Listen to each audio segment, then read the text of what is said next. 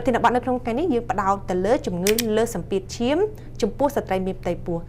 ចង់ឲ្យលោកប្រចាំបណ្ឌិតជម្រាបជូនដល់ទស្សនិកជនបន្ថែមទៀតដែរថាតើអ្វីទៅជាជំងឺលើសម្ពាធឈាមចំពោះស្ត្រីមានផ្ទៃពោះនោះបាទសូមអរគុណជាថ្មីចំពោះ BTV ប្រធានបទថ្ងៃនេះគឺយើងនិយាយអំពីជំងឺលើសសម្ពាធឈាមក្នុងកំឡុងពេលមានផ្ទៃពោះមែនតើនិយមន័យលើសឈាម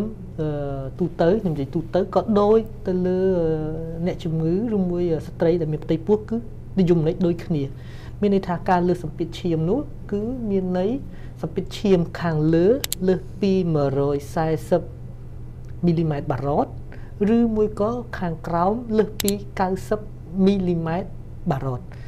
តួលេខគឺដូចគ្នាទៅលើអ្នកជំងឺទូទៅមិនថាពោពោះមិនថាអត់ពោពោះឬមួយបុរសឬមួយស្ត្រីគឺតួលេខដូចគ្នាអ្វីដែលបញ្ជាក់បន្ថែមពីនោះនឹងគឺយើងមានការបែងចែកចា៎មានន័យថាប្រសិនបើគាត់មានការលើសសម្ពាធឈាមតួលេខដោយតួលេខដែលខ្ញុំបាននិយាយពីមុននេះហ្នឹងមុន20សប្តាហ៍នៃការមានគភ៌មានន័យថាជាទូទៅស្ត្រីដែលគាត់ពោពោះគាត់តែងតែមកតាមដានជាពោពោះជាមួយនឹងគូពេទ្យខាងសម្ភពអញ្ចឹងគឺជាទូទៅតែងតែបោះឈាមអញ្ចឹងបើយើងរកឃើញថាគាត់លើសឈាមលើសសម្ពាធឈាមមុន20សប្តាហ៍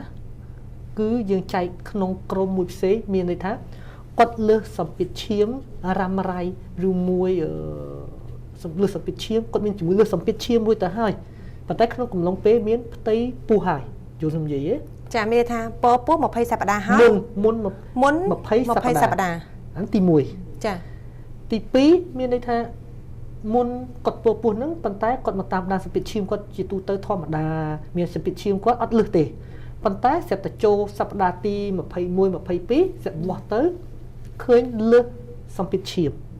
អញ្ចឹងគាត់ចូលក្នុងក្រុមប្រភេទទី2ដែលយើងកាត់ទុកថា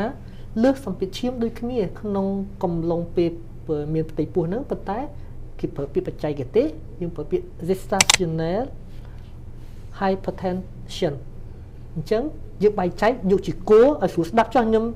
យកជាគោលឲ្យស្រួលស្ដាប់ចំពោះប្រជាជនយើងទូទៅជាពិសេសស្ត្រីដែលមានផ្ទៃពោះហ្នឹងគឺ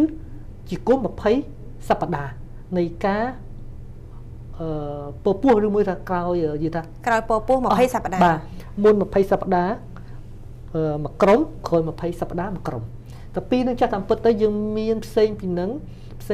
ចាំខ្ញុំនិយាយភ្ជាប់ជាមួយនឹងរូបសញ្ញានោះចោះប៉ុន្តែដោយសារប្រជាជនយើងចង់ឲ្យយល់គឺយើង